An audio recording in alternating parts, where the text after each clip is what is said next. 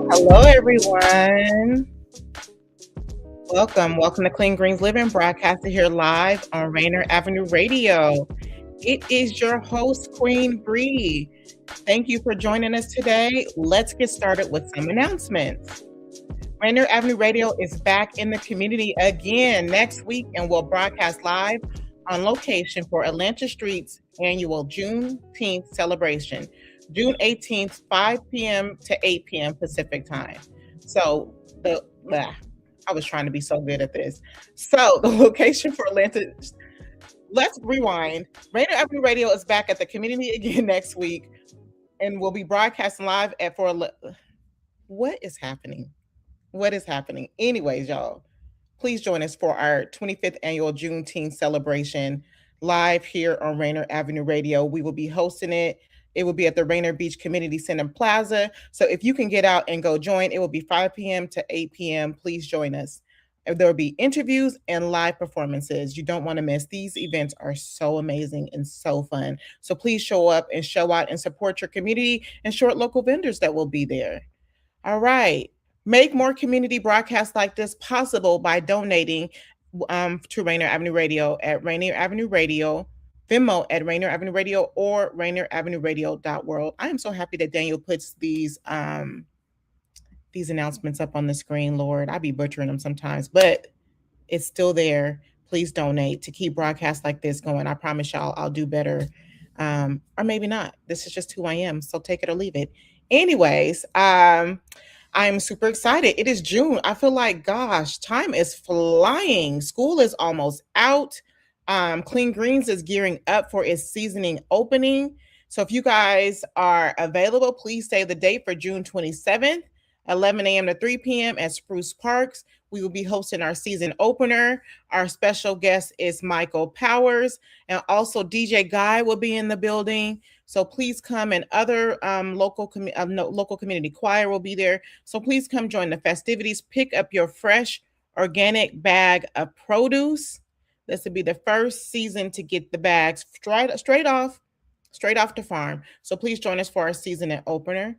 Also, at our season opener, we are starting to open up registration for our youth farm every Saturday from July 10th, July 11th until October 24th. We will meet at our community garden once a week with youth, and they will learn basic farming practices. They will learn community. They will learn about their different cultures and share in what they do in their families and how they eat fresh organic food. If your child is 5 to 19, please email me at blackdollarcleangreens@gmail.com, or you can reach us at www.cleangreensfarmmarket.com to sign your kids up. This program is so fun. We are going on our 6th year. This is our 3rd year in our garden. So I cannot wait to see the children. We will be doing early registration at the grand opening too. So there'll be music, there will be registration, there will be fresh produce, and I think there's going to be food too. So food, community, music, you cannot go wrong. Come join us June 27th for our season opening, and then July 11th is when our youth program starts. And we will be in business for 16 weeks. So for 16 weeks, you guys will have access to fresh organic produce. If you would like to join our CSA program, which is a community supported agriculture, that means our community buys produce up front and then they pick it up from us throughout the season. Please what is happening? Feel free to join us. Join our CSA program at www.cleangreensfarmmarket.com. You can sign up for your share there. We have a single, small, and a large. So if you're just one person and you still want to participate in our program, you can. And also, buying a CSA helps feed our family. It helps keep our free produce giveaway going. So also, if you're a family who cannot afford to be a CSA or cannot afford for fresh organic produce weekly, we also have fresh bags for you, no questions asked. So just please come. We will be giving out produce at 124 21st Avenue every Saturday starting June 27th and forward. All right. Thank you guys. So I hope you enjoyed these announcements. If you miss them, please go back and replay, and they are all there. And don't forget to donate to keep these programs like this going. All right. I am super excited to have our guest on today. She is a powerful woman, a coach, an author, a ministry leader, a mother, a woman, someone who cares about how women are taking care of themselves. And she doesn't just preach and talk about it, she exhibits it in the way that she moves and walks. I want everyone to give us a warm welcome for Dr. LuRussia Cain. Woo! Yes, you. I almost wore green today. I should have went with my first instinct. Hey, we're great minds still think alike. It was your first mind. How are you today? I'm doing wonderful in yourself. Good, thank you. So listen, you are new here to Seattle. How Yes. is your experience going so far? So far, it has been an adventure.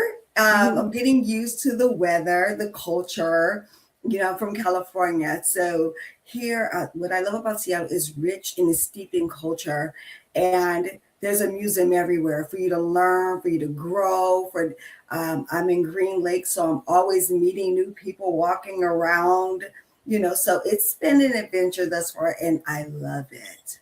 Nice. Green Lake is a nice area. Every time I go through there, it's active. People are always out, and it's not just Yes. active in a wild way. It's active in a calm, cool way where the community's out. People are walking, exercising, enjoying the nice little shops. So you picked a good area. Thank Nice. you. All right, so we ain't here to really talk about her being here from Seattle, but I just always love to hear because I know when Californians moved to Seattle, they it's in between. Some people be like, I can't wait to get back to California, and some people be like, I love it here. So, I love it. I love it that it's calm. It's cooler. all right, so we have a lot to cover because this woman does a lot. She is what my friend called me a Jill of all trades, and you are a powerful woman. So let's start with your book. You just recently wrote a book, and I Yes. don't. Can you pronounce your daughter's name? I don't want to mess it up. Ishavay. Ishavay's gift. That is beautiful. So you wrote Thank a book. Can you share a bit about the journey leading up to the creation of Ishavay's gift? Well, 30 something years ago, I gave birth to a baby that lived for 2.5 hours. And I always wanted to share my story with others. And recently, within the last 4 years, my husband passed away. And before I could write a book or honor him, I wanted to talk about that story.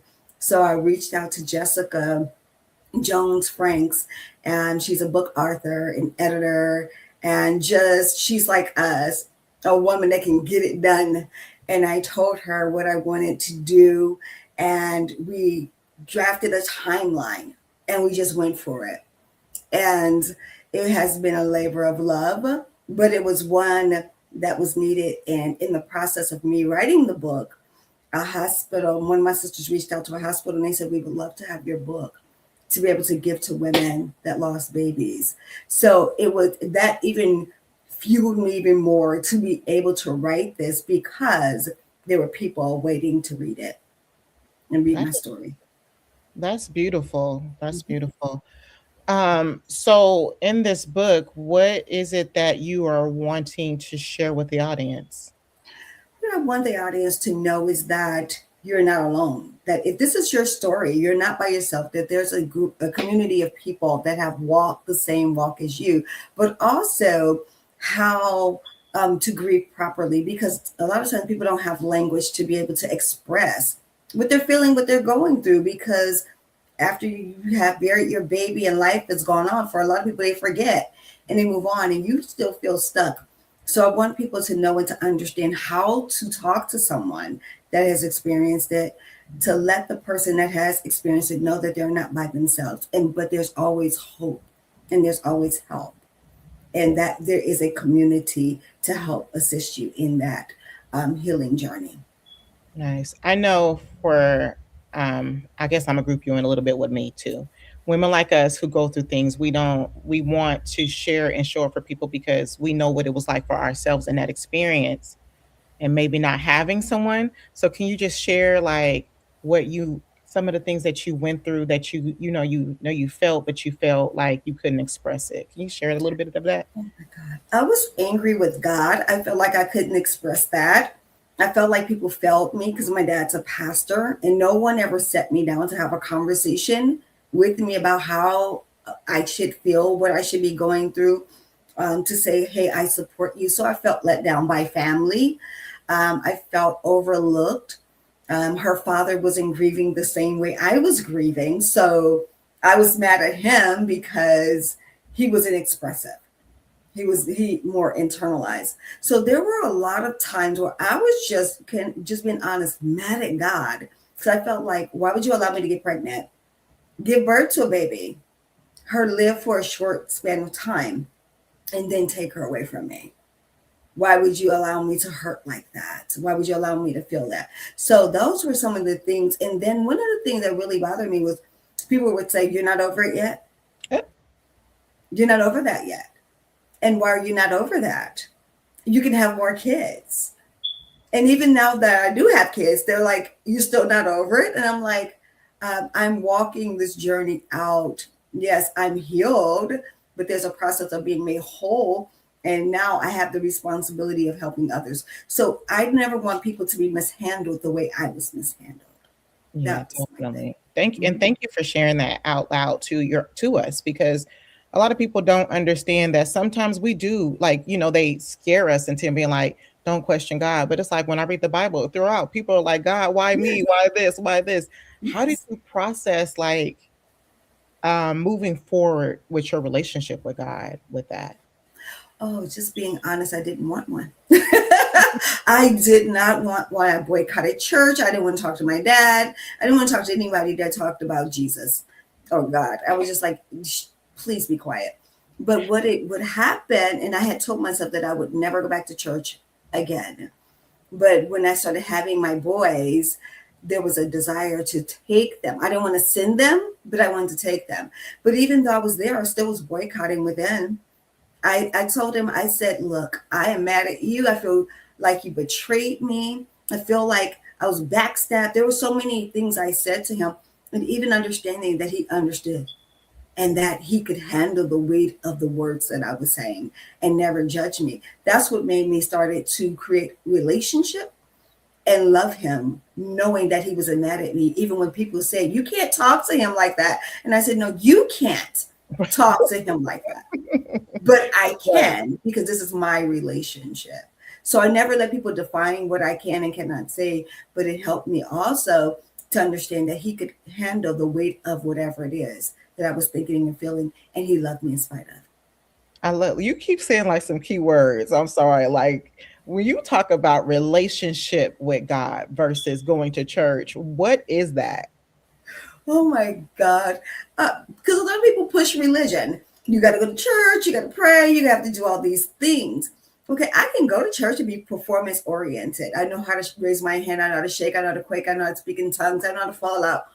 But does he know me? And do I know him? Am I in right alignment with him? Am I vertical alignment right? Am I talking to him? Am I communing with him? Am I allowing him to commune with me? Am I allowing him not to just be Lord, but Savior of my life? And to not just follow the principles or the word of God out of a religious thing, but I want to because you're madly in love with me and I'm madly in love with you. So that's what helped me. It's like, and for whoever's listening, don't allow people to define what that should look like. You have a relationship with him, just like you would cultivate it with your spouse or your children or other people. You do it the same exact way. And don't allow people to tell you it's supposed to look this way or sound this way. No, that's their relationship or their religious experience. That is not, it's not a one size fit all thing. Yeah, I love that. Thank you for sharing that. I mean, listen, I already knew when you came on here, we're talking about all that you do, but I really wanted to start with this book. How did it feel to go through the process of writing the book? I know you did a timeline, but then when you're deep into this book and you're writing it and those feelings are coming back up, how was that even more healing for you? Yes, it was very therapeutic because I journaled the whole time. Every time I would come up with a different chapter or a different journaling prompt or whatever it is, I would always journal. So I wasn't just writing, I was participating. So if I put a journal prompt in there, I had to fill it out myself. And it was pushing me further into my healing journey. It was showing me things about myself that I hadn't dealt with. It was uncovering hurts, unforgiveness, betrayals. But also, the greatest thing it showed me was I was mad at myself.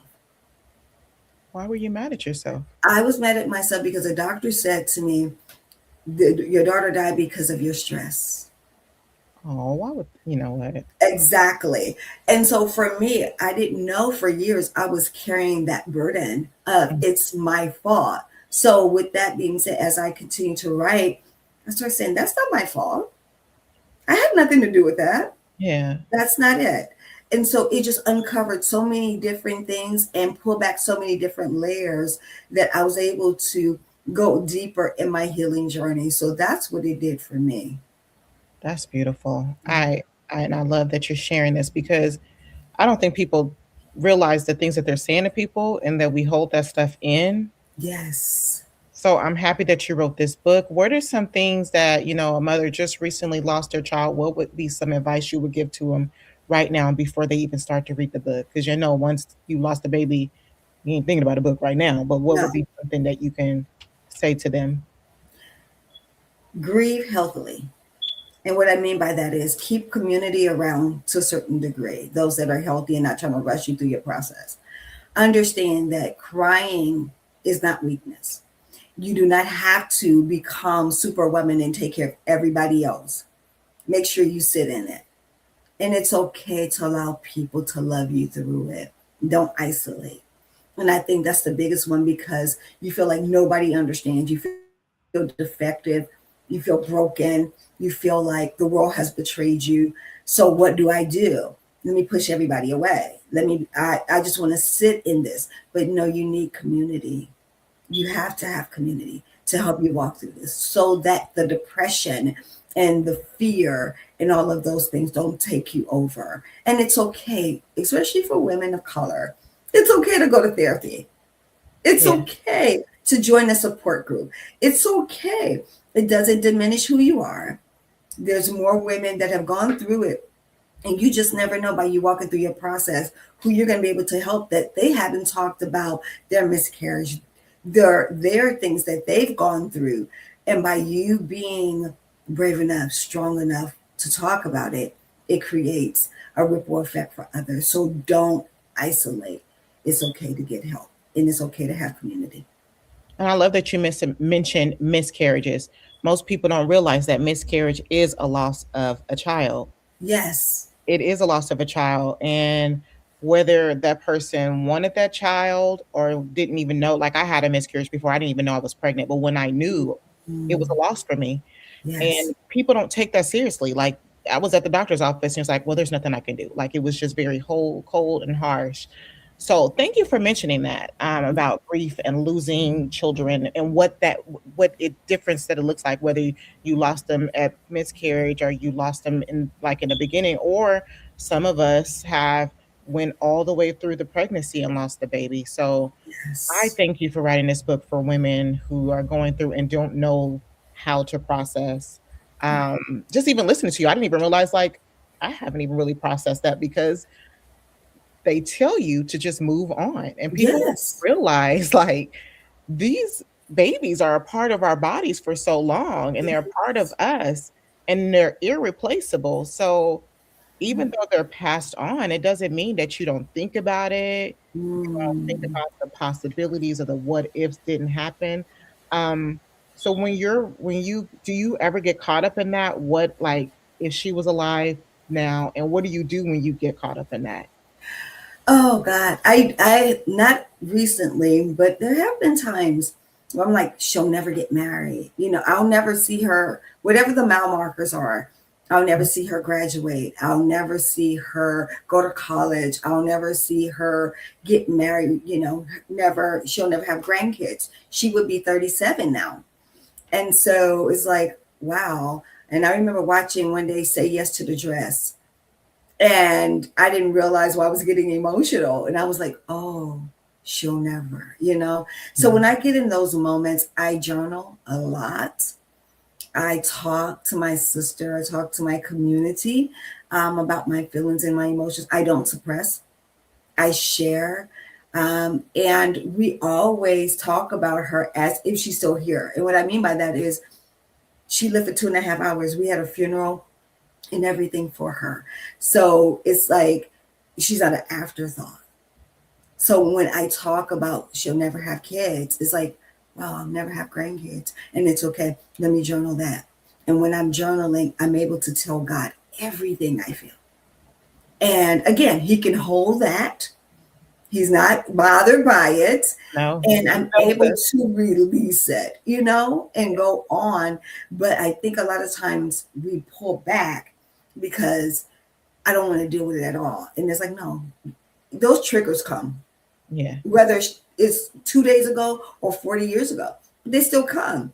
And you have to deal with the triggers, because if you don't, you're just suppressing and you don't get healed that way. Yeah. That's beautiful. Yes, I love that. Thank you.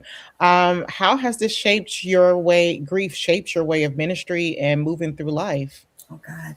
It showed me to have more compassion, be more patient, be more gentle. But also, because I get a lot of people that have been in that state for a long time, confront them. And what I mean by that is not, oh, you need to come out of it, but how long has it been? I don't ask people what's wrong with you. The question to ask is, what happened to you? And a lot of people have never explained or said what happened to them. And by giving them that space and just loving them in that space, it causes them to start healing. And it taught me to just slow down, be more patient, be more kind, stop throwing people away because they don't fit what you think they're supposed to fit or sound the way that they're supposed to sound. No, everybody's journey is different. And it's okay that their journey is different. And I'm to love them at every station and junction that they're in life. And even if it's messy and it don't look like it's supposed to me, I still love you and I'm going to show up. So that's what it taught me, to love unconditionally, show grace, show mercy, but be a human. Just because I have a title of a pastor and a doctorate, that doesn't mean be robotic. Jesus was touched by the feelings of our infirmity. And so I am to be the same with others. Beautiful. Thank you. And I'm glad that we're talking about grief, and not just talking about grief as humans, but as spiritual leaders too, because it's always the notion of you just move on. They're gone. They're no longer here. They're with the Father, and you should be happy. And I love that you mentioned we are still humans. Yes. And that Jesus felt grief too. Jesus felt it Yes. too. And then just processing. People underestimate the power of the process. The power of the process. So I love that you wrote this book. You're welcome. Is there anything that you want to say about the book that I didn't cover before we move on to anything else? Just the fact that within this book, even though I wrote about her, I've lost 2 babies. Mm-hmm. And I had a funeral for her and I cremated my son. So this isn't just a labor of love for Ishavay and myself, but also my son that I lost. And I want people to enter the book understanding that it's a safe space and place, and I don't judge. I don't judge. And if you have no language or you have a lot of things to say, it's okay. And that they can actually reach out to me if they so choose to. And I'm open to holding space and sharing space with them. Where can they purchase the book? It's on Amazon. Mm-hmm. It is on Amazon, so they can go there and get it, or they can reach out to me at drlurussia@gmail.com. Nice. Mhm. So you're not just an author, you're also a coach. Yes. What inspired you to become a coach? Again, not having someone to help me. Just being honest. No, Um, that's what we want. That's what with authenticity. Yes, go ahead. yes. My mother was big on self care. And so as I began my self care journey and self love journey, I realized I was only doing it from one dimension. And as I start pastoring, I realized, wait a minute, why is my blood pressure high? Why am I eating too much? Why am I all of these things? Not realizing wellness is on 8 dimensions. And if I'm off on one, I'm off on all. And I realized for me that I wasn't honoring myself. I wasn't loving myself. I wasn't being kind to myself. I wasn't showing up. I was showing up for everybody else as Superwoman, Mm. but I wasn't doing the same thing. So I ended up getting sick and was going to the hospital almost every week with a gastrointestinal problem. And I say, wait a minute, let's put the pause, let's put the break. You're about to kill yourself doing everything for everybody else when you go show up for you. And that was Mm. my start right there. Well, look, time done came to an end, and I love that we're ending on there. When are you Yes, going to show up for you? I love that. Leaving yes, it with there that she is a life coach, a self care. There is 8 dimensions. She also hosts a Bible study every Tuesday today, Tuesday 6 p.m. to 7 p.m. I won't be in attendance today. I'm going to a graduation. However, I have attended, and it is a beautiful Bible study. You are coming from the book of Esther. Um, and you guys please join. The meeting link is down below. And also, they can follow you, find you on social media. yes. On Facebook, Instagram, and TikTok. Okay. Your Dr. LuRussia Cain. I just didn't Yes. want to, yeah, I don't want to know which one you wanted them to follow you on. So I'd let you say that. But thank you for showing up. And for sure, we'll have you back on because you do a lot. But I love that we got to talk about grief because a lot of us don't know how to process it. A lot of us don't even realize we're still processing grief and what that looks like. So thank you for writing that book. Thank you for showing up to share your book and your blessings. And I hope you have a good day. And everyone, tune in next week for Clean Greens Living, broadcasting your life.